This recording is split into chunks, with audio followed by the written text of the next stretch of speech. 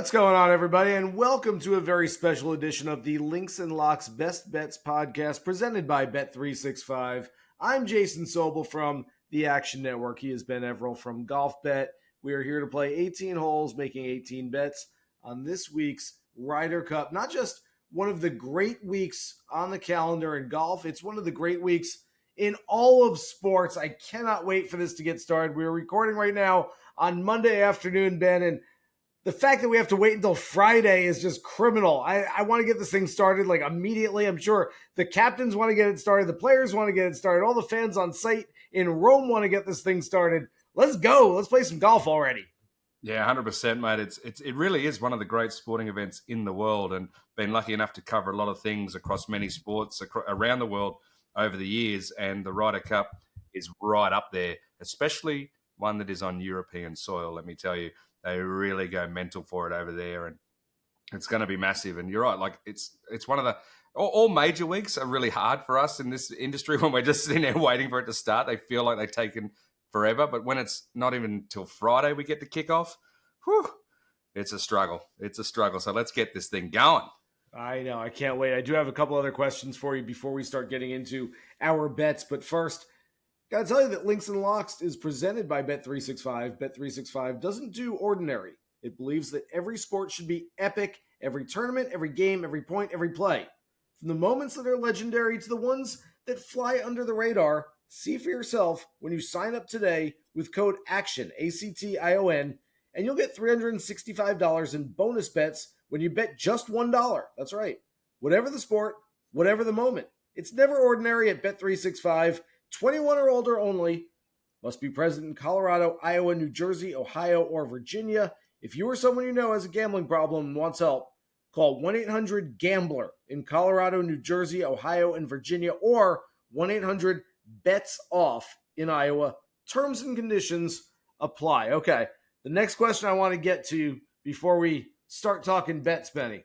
We saw the Solheim Cup this past week.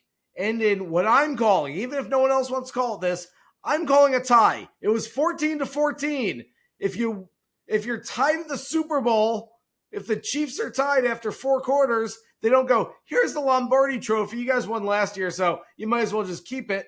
You play overtime. You go to a tiebreaker. Then there's a possibility, because there's the same rules in the Ryder Cup, no tiebreaker. If this thing ends 14-14, which look, we think the teams are pretty evenly matched. It's certainly, there's some potential for it. The U.S. would retain the Ryder Cup and keep it for the first time in 30 years on European soil. It would just, to me, though, it just feel icky. It's like that. We didn't win it. We just get to take it home with us, and they don't get to have it. I don't know. How do you feel about ties in a Solheim or Ryder Cup, and what's the potential that maybe we even have one this week? What's the famous quote? The tie's like kissing your sister. I mean, that's what it really is. It's no good. It's not for modern sport, right? It's just not. I understand maybe in the old days that, you know, when draws and ties, etc., were part of the vernacular of a lot of sports, and especially in European and even Australian and whatnot sports, that there's sort of a longer history of ties with soccer and whatnot. But look, this thing has gotten bigger than that. It's more modern than that. That's why we play overtime in most sports. It's extra time in Australia and rugby league. They do golden point. All these things have been brought in the modern day because of this. Because no one really wants to leave with this feeling of, oh, well, we just had this epic contest for 3 days and then we didn't really get a winner. I know the rules state that it'll be US if it's 14-14, and in fact, when we come to one of our bets, mate, we're talking about final score, I really think it's a huge possibility that we get that double. It could easily be 14-14 again this week, and it's something that people should have a look at. Even the players themselves, they'll take it. They'll take the win. You know, the Americans would be very jubilant, like, yeah, we finally done it. No. Yeah, we finally did it. But they didn't really win, right? It's like they retained the cup. But if I'm writing about it in 4 years' time again, I'm saying that they still haven't won the cup on European soil. They've retained it, but they still wouldn't have won it. And you want to be elite, you want to win. They don't want a tie. No one wants a tie. What we want is what happens. Yeah, what we want is what happened happens in the President's Cup, where you put your best player out there and say, all right, boys, it's all on you. Get out there and play extra golf. Like, you imagine if, what about Euro, who's got to decide? Do we throw Hovland out there? Do we throw Rory out there? Who are we going to push out there? Is it Rahm? Who's going to go out there if we need to break a tie? And then the US team would have the same issue. Like, who are you throwing out in that moment? Just even thinking about that could happen. This is a talking point that doesn't even exist because of what we've got going. It's a shame that we don't have that scenario. I mean, that Solheim Cup, obviously great for the Europeans. They got the job done by retaining it. But, I'm sure they would have loved also to send out their two best and see what happens from there. I don't care what the tiebreaker is. Aggregate alternate shot for 3 or 4 holes. Take your best player and they play a sudden death playoff against their best player. I don't know, arm wrestling, Rahm against Koepka, that would be pretty fun. Flip a coin for all I care. Just determine a champion. It's not whoever won last time. It's different captains, different players. 2 years ago, it had nothing to do with what's going on right now. So I have been very fired up about this all day, and I'm still getting into it, Benny. Mate, just to be on that, I mean, it happens every time. 2 years is a long time in golf, but I would argue that the last 2 years in golf has been the biggest change in the history of golf, perhaps. And the fact that you're going to award it based on what happened 2 years ago in a completely different climate of this sport is ludicrous. Honestly, it's stupid. Right. I mean, we're going, hey, DJ was 5-0 2 years ago, and Bryson drove the first green. So, hey, U.S. gets to keep the cut. That had nothing to do with what happened in Italy. So, all right, let's get into our favorite bets, because I'll go on for another 2 hours about the ties in Solheim and Ryder Cup that are possible, at least. All right, first bet on the board. Here's how we're doing things this week. As opposed to usual, where we've got so many bets on the board, we go back and forth. I'm just going to name a bet. I've got 9 different bets in front of me. We're each going to make a wager on each of these bets and give a play. And so we'll have 18 total bets, total suggestions for the folks out there to follow. We're going to start with top point scorer for the American side. Benny, Scotty Scheffler is the favorite. Where are you going with your play? Well, I think you've got one of two choices, to be honest, in this, and it's not Scotty Scheffler in my mind. Until I see him making putts inside 6 feet, I'm not really prepared to say that he's going to be the gun match player that might be there when the whips are cracking. I think you've got to go to a known commodity, a known team that will play a lot and will probably play well together, and that's Schauffele and Cantlay. They're at both, I think, plus 600 or around about that point. Now, if you're making me absolutely pick one, right, here is the balance of the two. So I really personally like, and this is just a hunch feel, I like Xander. I think I've told the story before about how in the President's Cup in 2019 in Melbourne, he was up against Adam Scott in singles. Adam Scott made a small mistake and was clearly down, and I happened to be right near Xander and his caddy as they were walking off a green early in that match, and literally look his caddy in the eye and say, "We've got him right now. It's time to step on his effing throat and kill this bloke." And sure enough, he won the next 2 in a row. Bang, bang, bang, got a 3-up lead. And we managed to hold on. This was against Adam Scott in Australia when they were trying to win the Cup for the first time in forever. He took the moment, and I really love that about his attitude in match play, right? So that's why I personally like him. However, Cantlay is a way more accurate player. This is going to be an accuracy week. Driving accuracy is going to matter because the Europeans are setting up this course. It's going to be narrow. The rough is diabolical anywhere out, including way out. And Cantlay is one of the most accurate of the American players. So that might tip the scale to his favour if you're looking at them both playing singles, because that's what it come down to if they both win, obviously, all their matches together.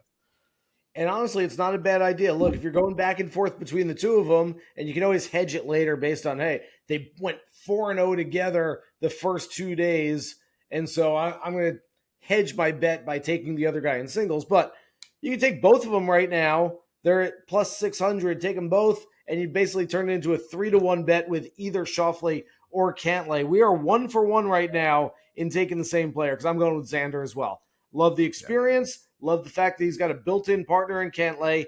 And I do love the fact that he's got a high floor and that he tends to not have any weaknesses in his game. And I think that helps so much in match play. I will throw out there, though, and because in these bets, in top point score bets, really in any of these bets we're going to get to, you're looking for quantity as much as you're looking for quality. Yeah. And so if it's between a guy that you kind of like that you think is playing 5 matches and a guy you really like that's playing 3 matches, you still might want to take the guy playing 5 matches just because he's going to have more of a chance to get to that level of more points. That said, reading between the lines of what we've heard from Zach Johnson, the U.S. captain, Jim Furyk, one of his assistants, was on my radio show a couple of weeks ago. They're talking about this being an arduous walk, physically demanding at Marco Simone Golf Course. So I wouldn't be surprised if no player on the U.S. team actually plays all 5 sessions. I think that we're going to see them max out at 4, levels the playing field a little bit. I'm still going with Xander, but if you think Europe is going to dominate, I've got this long shot play for if Europe wins 18-10 or 19-9, watch out for Ricky Fowler. I think Ricky could kind of sneak in there and be like 2-0-1, have 2.5 points, and if all the big names get their butts kicked, all of a sudden you can look at that and be like, oh wow, at the end of the week he somehow had the most points. So let's get to Europe. The top point scorer for Europe, Rory McIlroy is your favorite, and depending on your book, you've got Jon Rahm and Viktor Hovland just behind him. So where are you going with your pick? One of those guys or further down the list? I'm going to stick with the hot hand here in Hovland. I think you made a great point a minute ago.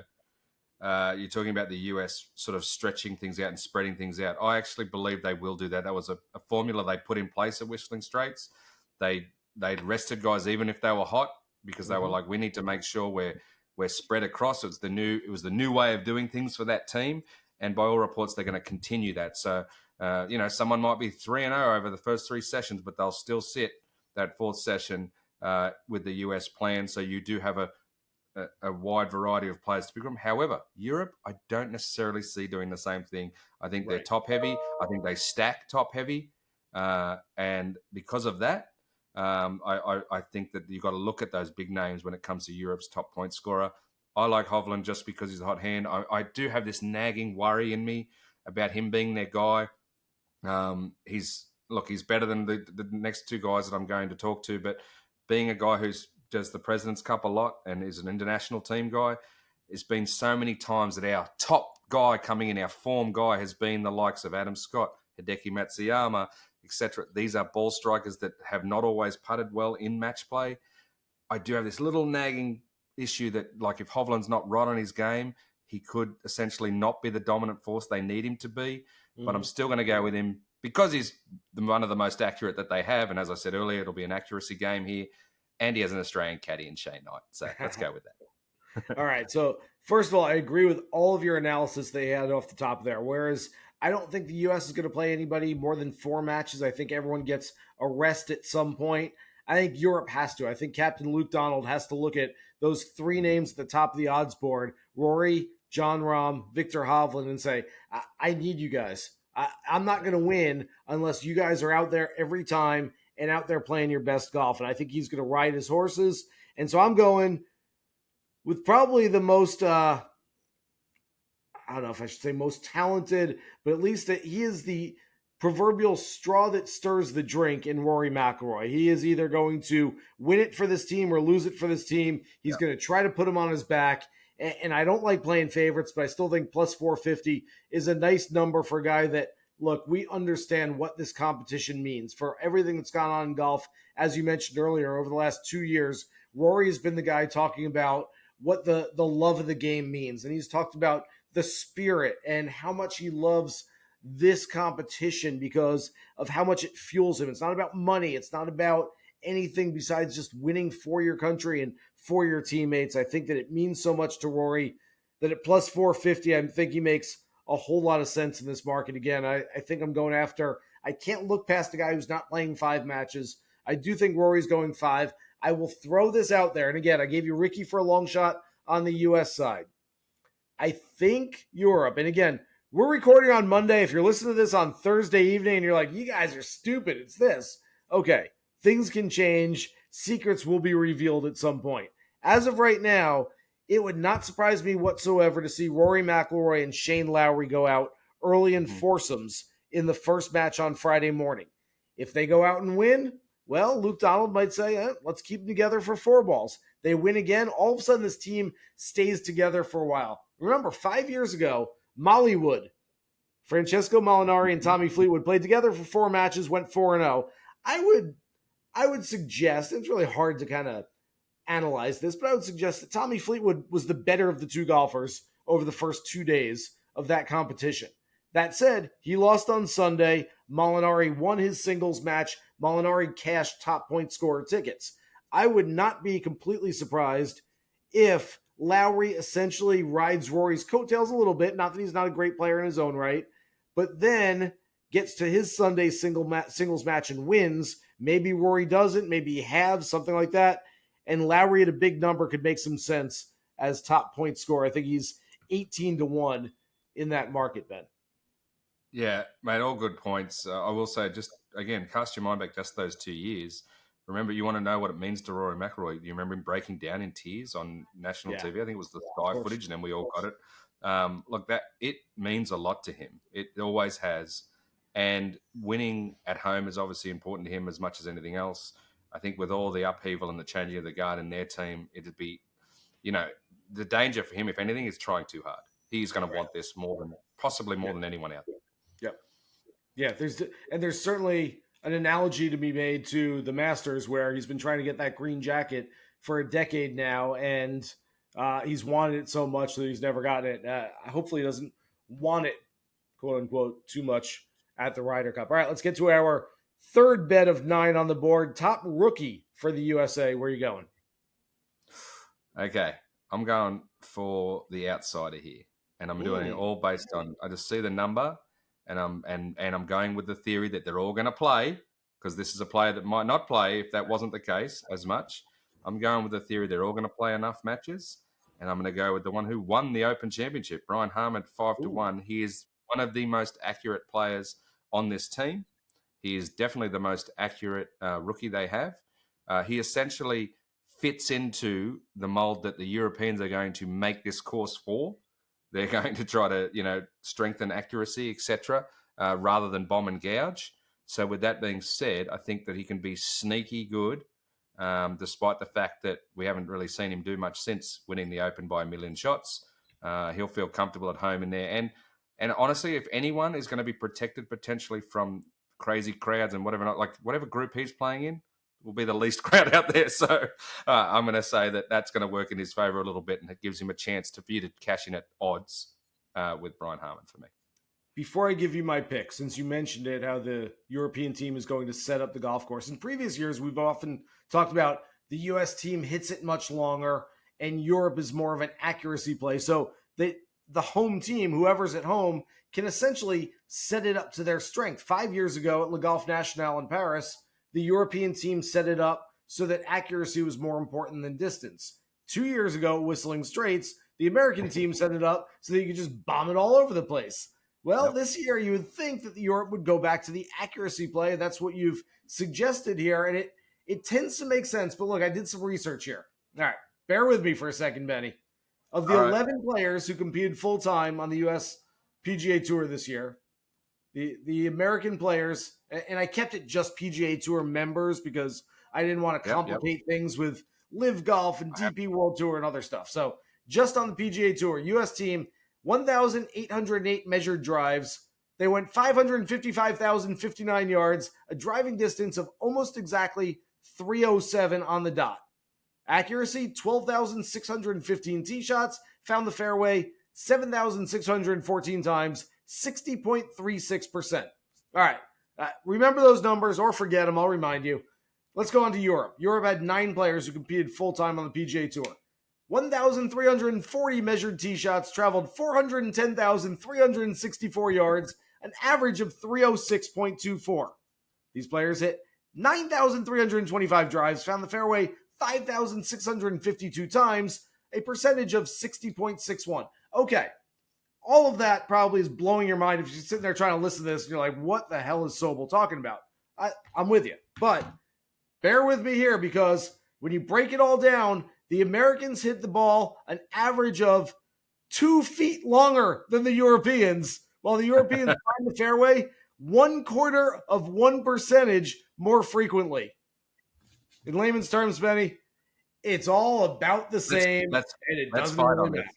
Let's fight on this. Let's fight on this matter. because I'm gonna counter you with, okay, I looked at driving accuracy rather than all those numbers, right?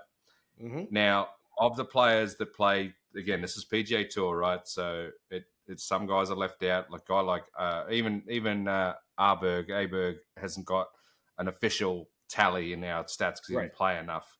Um, but if you just look at driving accuracy this year, the top three of the guys of playing are all Americans, but they're the only three in this whole thing that actually have a better driving accuracy this season than Zach Johnson, the US captain. Oh yeah, So Zach hit accuracy is 340. right. So hang on.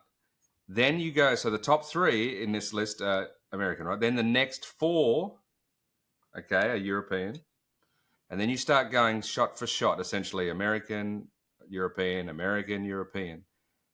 Then though, when it comes to the crunch, the five of the last six, as in at the wrong end of it, are the Americans. The very last guy on this list, the worst accuracy of everyone, is Rory McIlroy. So there you go. But my issue is, as I said, I think, look, you go further down the line, you see that's where the Americans sort of bottom out, right? Like the majority of them do have an issue with accuracy.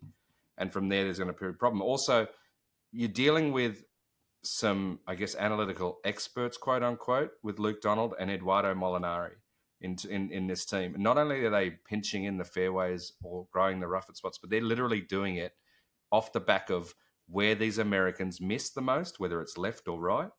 They've actually moved the ropes, the viewing ropes, back further than they would for the DP World Tour events because they know the Americans, when they miss, can miss even wider and they don't want it trampled down. So they've thought this all through. So I know it is a little bit, I guess, it's easy for me to say accuracy over distance, but it's actually more in depth than that. I was just trying not to bore the listeners with all of that. And instead we got your million numbers and got to the same spot. So yes, I hear you. They're all professional guys. They all play the same sort of golf these days, but I still think there is an edge, a definite edge when you get the choice to set it up. And it could be as simple as, 80% of this group miss it on the right of the Americans, so we're going to just put tons of rough on the right side, or we're going to do, whatever it is. They've literally gone through it all with a fine-tooth comb. Yeah, I mean, Luke Donald and at least one of his vice captains, Eduardo Molinari, are stat geeks, and I mean that in the nicest way possible. And from everything I've heard, the number they're targeting is they would like to have their players hitting approach shots from 160 to 210, where they find that they have an advantage, and they want to keep the wedges out of the hands of the Americans because the Americans are better from that 100 to 150 range with a wedge in their hands. And so I think that could make all the difference there. In fact, at least a few, if not as many as 3 of the par 4 holes are going to be drivable to keep the U.S. players from having an advantage with the wedge in their hands. They're going to move up those tee boxes throughout the entire week. Anyway, all right, getting back to the task at hand, top rookie for the U.S., I'm going with the favorite in this category, Max Homa. He's been playing some good golf over the last couple of months. 4-0 last year as a President's Cup rookie. I'm not worried about him playing some good golf as a rookie in this one. And I tend to look at Max. I know everyone says, well, California born, he wins a lot in California. You look at some of his wins, Riviera, TPC Potomac, Torrey Pines, tough golf courses bordered by a lot of thick rough. And he seems to play his best golf on these type of tracks that, quite honestly, I could see there being a correlation to Marco Simone this week. So I'm going to go with Homa at plus 150 in that one. Let's get to top rookie for the European squad. Benny, where are you going? I'm going to go with the most accurate European in the driving distance I just talked about. Driving accuracy and driving distance. Most accurate guy is also a birdie machine, also some little bit of value. Plus 275-ish. Sepp Straka, again, is my guy to look for here as a rookie. He's obviously played on the PGA Tour for a long time. He's a winner there. He was runner-up at the Open, so he's figured out somewhat the European style, even though Lynx is different to Marco Simone. I know all that, but I just feel like he'll ride the wave of the crowd. You can't underestimate that. Like, rookies are going to be nervous, right? But the European rookies get the benefit of having a crowd on their side. They're going to be pushing for him. He's going to want to impress. I like to feel like he's the type of guy that'll grab that and enjoy that atmosphere as much as anything else. So Whereas obviously the youngster Aberg has, just won recently and is the favourite in there and whatnot. And he's got a hot hand. He has also in the past shown a little bit of a tendency to have the odd nervousness in a clutch moment. He made a big move to win. That was a step he had to make. But I'm not convinced that he'll never be nervous again. So I just like Straka there as a bit more experience and ready to rumble. I feel Straka will be like, I got nothing to lose. Yep. What am I worried about here? And that I think will work in his favor. All right. Spoiler alert. I'm actually on the same page with you exactly, and for many of the same reasons. But before I get to that, I want to go through some stats here. In each of the past 5 editions of the Ryder Cup, rookies have combined to post a winning record. So if you look at from the 2012 Ryder Cup on through the 2021 Ryder Cup, you take all the rookies, you put all the records together, they're on the winning side. They're plus 500 or above 500 in each of those 5 occasions. Total 63, 49, 11. We tend to make a big deal about experience in a Ryder Cup. You can't just show up for the first time and figure it out. You got to play in a couple of these things. That's not what the numbers show whatsoever. And so the rookies have actually played better than the veterans over the last decade plus. All right, you and I might be the only people in the world who are on somebody other than Ludwig Aberg for top European rookie, because I think the entire world is on him this week. And look, I can certainly see it. I like him a lot. I have trouble getting off of that one. But at a bigger number, Sepp Straka, I think you absolutely mentioned it because, first of all, I think a lot of people look at Sepp and go, big dude, nickname's the Ox. That dude kills it. Actually, his driving distance is below the PGA Tour average over this season. He's accurate. Much better. He's an accurate player. He's a big dude that doesn't hit it that far, but hits a lot of fairways. So your biases, your physical biases, don't necessarily stand when it comes to Straka. That said, really good player, as comfortable around the Americans as anybody, and sort of wants to stick it to a few of them. This is a guy who calls himself 100% Austrian and 100% American, which I think is really cool. 200% man right there, Sepp Straka, and a nice number. I think I like him for top rookie. All right. How about top wild card? And if you aren't sure what wild card is, top captain's pick for the U.S. We've got 6 choices on either side. You've got half the roster to choose from on each team. What are you doing for the Americans?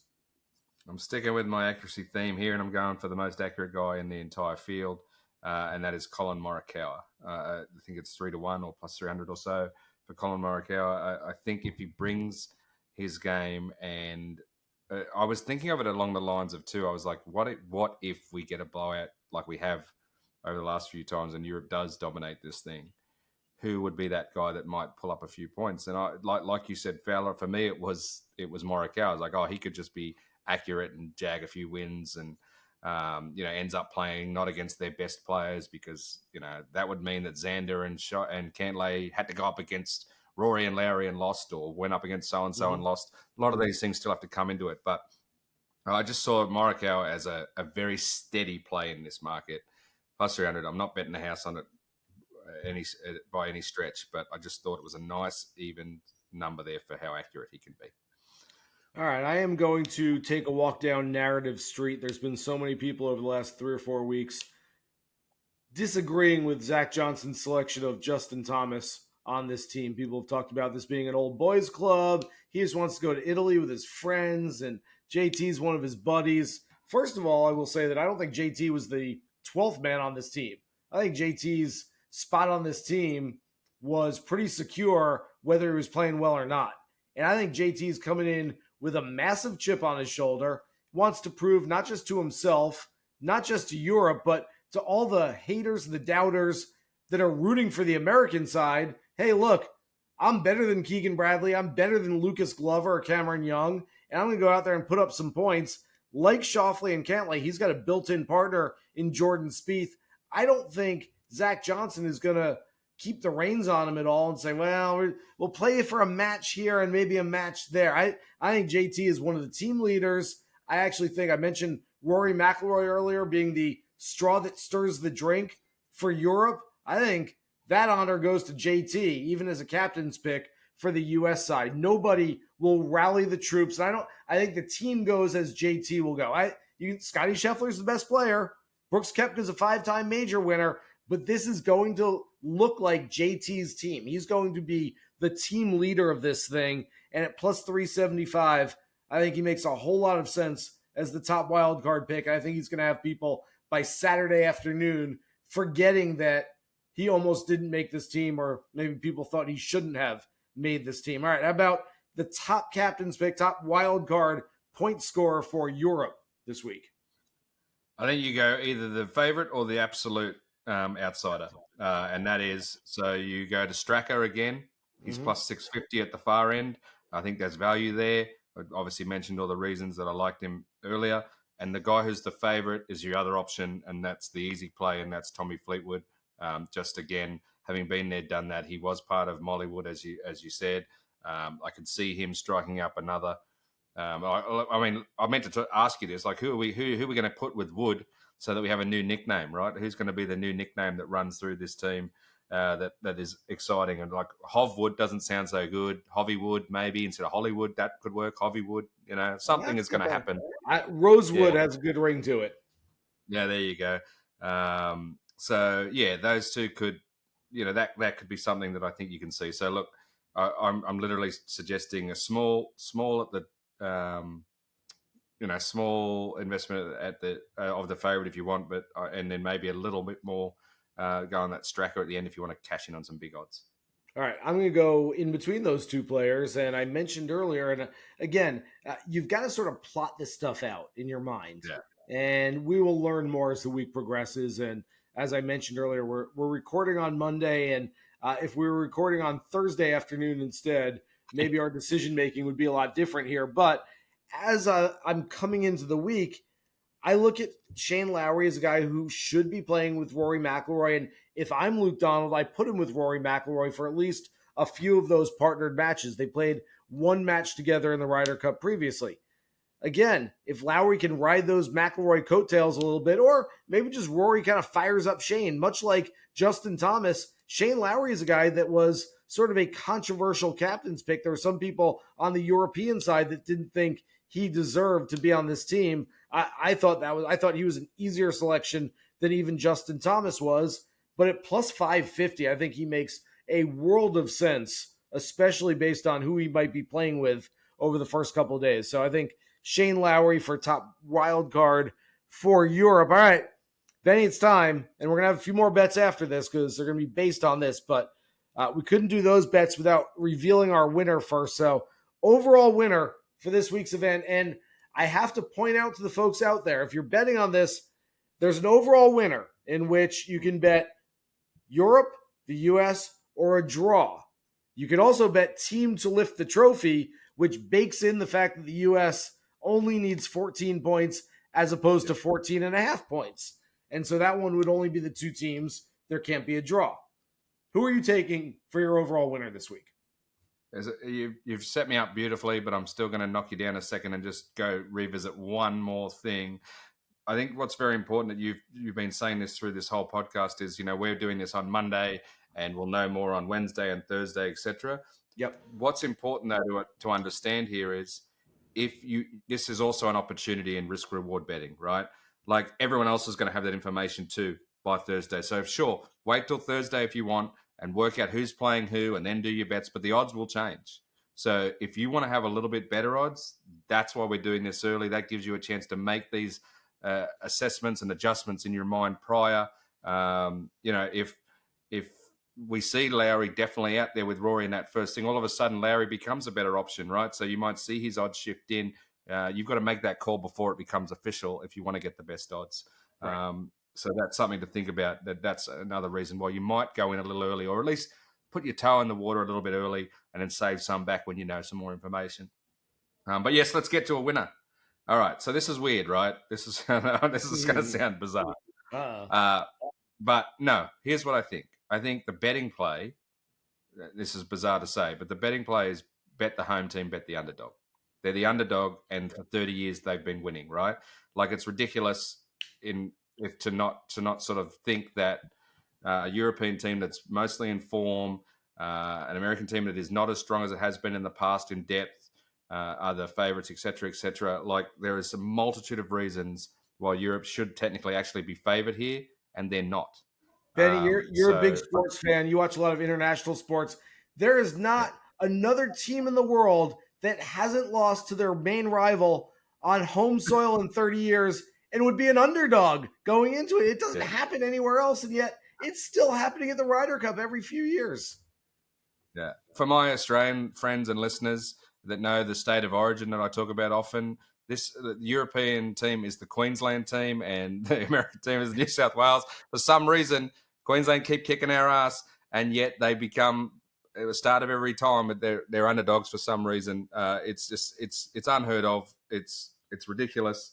But in saying all that, I don't know why, but I have a concern for the European team in the first time in a long time on their home soil. So I'm saying that the smart money is to go the underdog. I have a feeling we're going to be closer to a tie than anything, which would mean the US would win. So, I mean, I know I'm not really giving you a choice here, mate, but our next bet will give it away. So I think that if you're betting in the overall, overall, you might have to lean to the favourite Americans, but I really think that the money and the value is with the European team. I tend to agree with that. Look, I wish I had gotten on it a few months ago, like some others, at close to plus 200, which is a ridiculous number for a team that, once again, hasn't lost on home soil in 30 years in this competition. I'm still leaning Europe. I think there are some massive keys for this team, not the least of which is, as I mentioned earlier, Rory McIlroy, John Rahm, Victor Hovland essentially have to play 5 matches, and they have to play 5 matches well. I mean, if they go out and John Rahm's 0-2 on Friday, and then he sits on Saturday, and then tries to get back into it on Saturday after you're done. It's just, that's not going to work. You need your guys stepping on the gas pedal right from the beginning. And if Luke Donald gets that, he can win. Luke Donald can't get this win by John Rahm playing poorly and Victor Hovland kind of being mediocre. And like, you're not getting this done with Nikolai Højgaard. Like, you've got to have your big guns playing their best golf. But I do think that it can happen. I am taking Europe. I still think that the wrong team is probably favored in this one.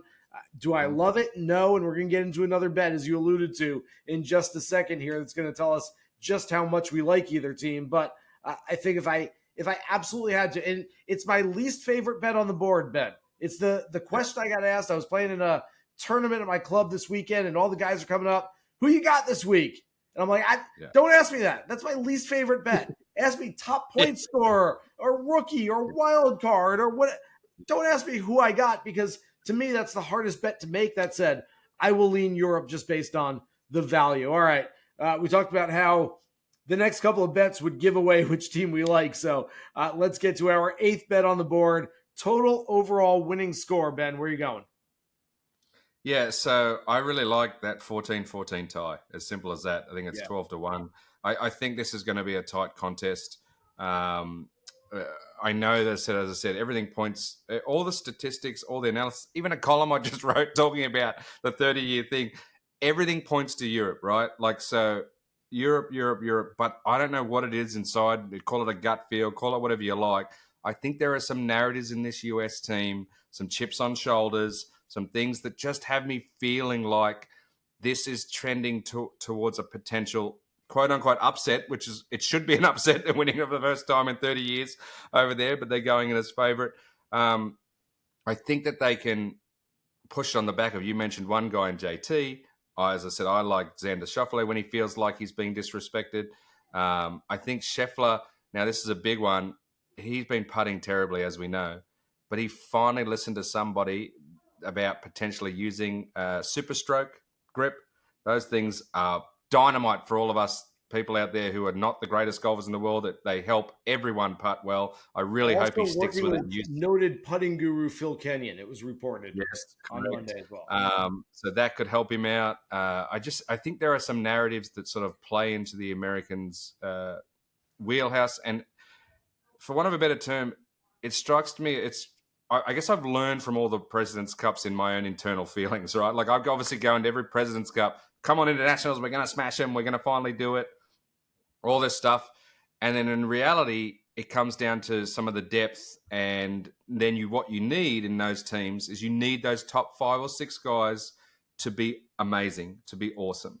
Now, I know that the American depth isn't as strong as it has been in the past, but it's still, when you come down to those, whose top 5 or 6 is going to be guaranteed success. I just have a nagging worry when it comes to, like you said, like Rory is going to either lead this thing to a smashing, or he's going to be the problem and it's going to put Europe under pressure, right? Like, it's going to be one of those scenarios where those top guys have to perform. They cannot leave it on Aberg and Højgaard and McIntyre and these guys. Look, they just can't leave it to them. And that has me a little concerned for them, as much as I think that they, again, should be favourites and could win. I'm going to lean on that 14-14 at 12. Now, if you think the Euros are going to do what they've always done, I like the 16-1 around about what, 15.5 to 12.5. There you go. So if you think Euro win, go 3 points, because I think if they're going to smash them, it'll be 3 or more, because the US are dejected and can't catch up and they sort of let it slide. But I think if it gets close, I'm just leaning to the Americans under the gun. Sorry, if it gets really close, because of some narratives that we may see. All right, so I've already mentioned that I like Europe. I like Europe in a close one. I'm going to, if I have to take just one play here in the market, I'm going to take 15-13 Europe at plus 1,200. It's 12-1. There you go. That said, my real favorite bet in this market is essentially, I think Europe's going to win, and I think it's going to be close. I'm going to take 14.5 to 13.5 at plus 1,100.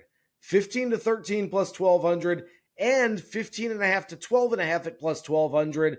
Essentially, I'm turning this into a bet of just shorter than 4-1. I have Europe winning anywhere from by 1 to 3 points. And so what I'm doing is, all right, so I'm shortening the odds a little bit, but I have turned them at least in my favor as well, because I'm giving myself a little buffer there if it's going to be close and Europe's going to win this thing. Yeah, I like that. I like that thinking.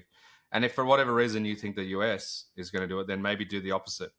Maybe go down that mark. So I do think, as I said, and it hasn't been this way of late. We've talked about the big smash ups, but I do think this one's going to be close either way, and that's why I said the tie. I think if you went picked your side and went either side of it, you give yourself good value there in terms of it's probably going to be one of these. Now, as I said, we could come back here next week and it's another 19-9 or another smash up, but I just don't necessarily see it happening this time. So it's so weird. This is one of the ones I always say that you should try to take the sum of the. You should don't ignore feel, but take some of it out and make sure you're looking at it at the numbers and things that are in front of you. I just can't shake a feeling that the US are going to be there at the end of this one. All right. Ninth and final bet on the board for us. Which player is going to hold the winning putt? Now, I did some content for Bet365, some preview content that we recorded last week, and there are a whole bunch of kind of fun bets out there because they're a little bit of a crapshoot. You don't really know, and it's like, there's some bigger numbers out there. I'm just kind of hinting where I'm going with this, but who are you taking to hold the winning putt, or I guess the clinching putt, if you do think it's going to be 14-14? So before I give you my actual thing, I think there's definite value if it's like small unit value in literally going to the bottom of the board, as in the high odds here, and just sprinkling on all of them, because it literally is a lottery ticket who it could be. Yep. Right. So this is a good lottery bet, if you want to throw one out there and have some fun. Yeah. That being said, I'm a big guy when being a sports writer and whatnot. I'm a big guy in narratives and redemptions and things like that. And you've nailed the guy earlier speaking. I've waited till this point all to bring it up, but I think this is the return of Justin Thomas, and I think Justin Thomas at 18-1 may well just be the narrative that is the guy that puts it away and really sort of starts the celebration for the US if they are going to tie or win this thing. I wrote a column before he played last week. People asked me when to get back on the Thomas train.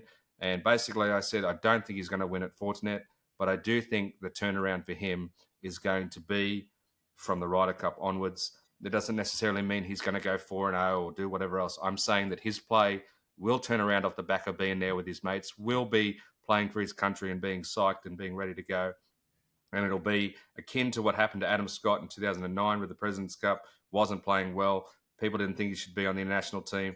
Was picked as a captain's pick. Didn't even play that great on that, but just garnered the confidence of being around the fellas again and being part of the elite squads and realize and hearing from other people how they held him in high esteem and all that sort of stuff is going to be what kickstarts Justin Thomas. He will return next season as if he didn't have this season we just saw, Right. and things will come back for him. And I think it all starts here at the Ryder Cup. And so I think that narrative falls into a great story. We're looking for the story as journalists. That'd be one to write. Justin Thomas wasn't some people didn't want him there. He clinches the cup. I like the idea. I think, though, that if Justin Thomas plays Justin Thomas-like golf over the first 2 days, he's the first guy you send out to try to quiet down the crowd on Sunday morning. So Justin Thomas, not my play. I'm going with, obviously, a European since I have Europe to win. And I like the idea of going with a narrative play. For the first time ever in the Ryder Cup, there's a player competing who's never before played in a major championship, hasn't played in a major. That's unbelievable. And yet we're talking about Ludwig Aberg like he might be the best player on the European team. I mean, the guy is so unbelievably talented. He just makes it look easy. I mean, you watch players in other sports and you're like, man, they just don't look like they're doing that much. It looks pretty effortless. And they're so much more talented than everybody else. That's what I see when I watch Ludwig Aberg swing a golf club. Look, I don't think he'd be one of the first few players out for Europe. I think your Rorys and your Rahms and your Hattons, who's very emotional, I think those guys would be the first few out in a closely contested match. You'd be further down. And if I do think Europe's going to win, I want to take a chance at somebody with a big number. Ludwig plus 2,500. Again, like you said, Benny, why not take a shot on a big number in some of these markets? I mean, there are a few out there. Who's going to be in the first singles match? Who's going to be in the last singles match for each team? I think it's really interesting. And again, you can find some pretty big numbers out there. So, mate, you touched on it there, and this is important too. So to get you guys thinking about it out there, you do have to sort of project what you think is going to happen across those first 2 days, because if Europe have a lead going into singles, what generally they will do is they will front load with some good players to try to increase that advantage. And they also know that the Americans chasing are going to have to do the same. The Americans are going to be like, we need to get points on the board early. We need to start a red, white, and blue, a red wave, etc. So all of a sudden, if you think America's going to be behind going to singles, they're going to have big names up the front.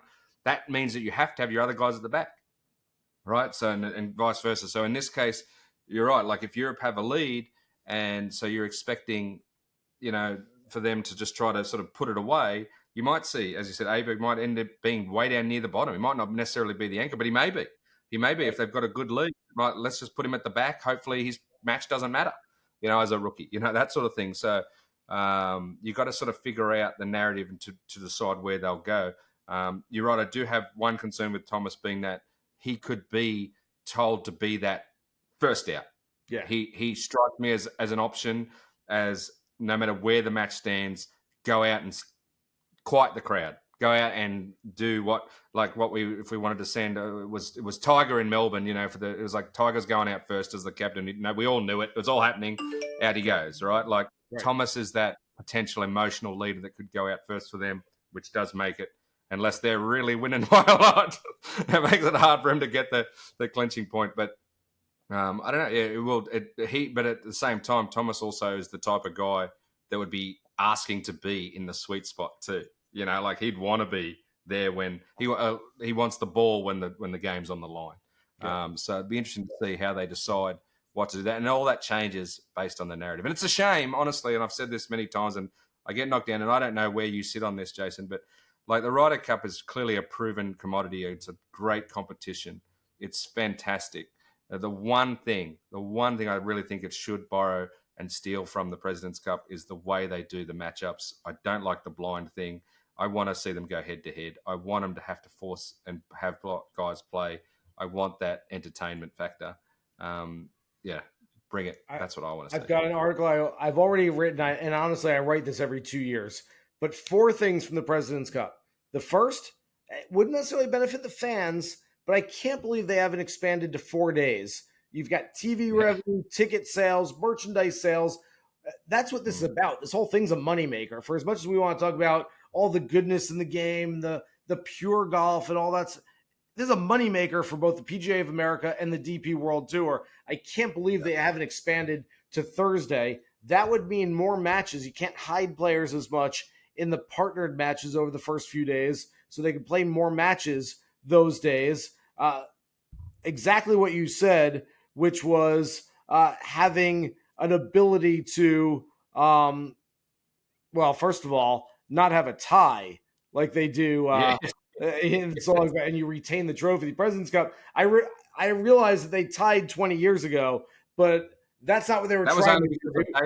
They ran out of sunlight that time, and so that's a little tougher as well. And then you're absolutely right. Create the singles matches, just like you do your fantasy football draft. All right, I'm going to go. Then it's your turn. Then you go again. Then it's my turn. Okay, and we'll create matches instead of just here's 12 names. Now you give your 12 names. That's antiquated. So much of this, I get tradition, but a lot of it is antiquated. This thing's an entertainment vehicle. We need to entertain just a little bit better because it's a great competition. It's a great event. But if we're entertaining, we can do a little bit better job of entertaining the masses. Hey, Ben, one last time, want to remind everybody that the Links and Locks podcast is presented by Bet365. Bet365 doesn't do ordinary. It believes that every sport should be epic. Every tournament, every game, every point, every play. From the moments that are legendary to the ones that fly under the radar. See for yourself when you sign up today with code ACTION, and you'll get $365 in bonus bets when you bet just $1. Whatever the sport, whatever the moment, it's never ordinary at Bet365. 21 or older only. Must be present in Colorado, Iowa, New Jersey, Ohio, or Virginia.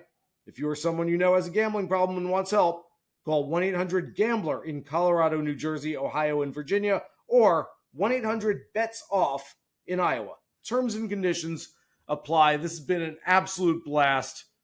Hope we've helped you out trying to just sort your own narratives for this week's upcoming Ryder Cup. It's going to be so much fun. Can't wait to watch the festivities from Marco Simone over in Italy. And to those who are just kind of looking in and listening in right now, we do this every single week during the PGA Tour season. You can download our podcast, Links and Locks, and subscribe, rate, and listen every single week. For Ben Everill, I'm Jason Sobel. Good luck with all of your bets for this week's Ryder Cup. Here's hoping you hit the green.